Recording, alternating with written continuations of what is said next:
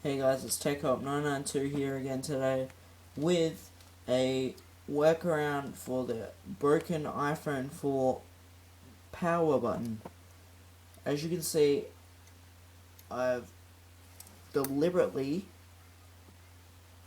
made my power button not work so I can show you guys what you can do if it does break. What you can do is apply pressure to where the top of the power button is, and while you're applying that pressure, press it. There you go. Works.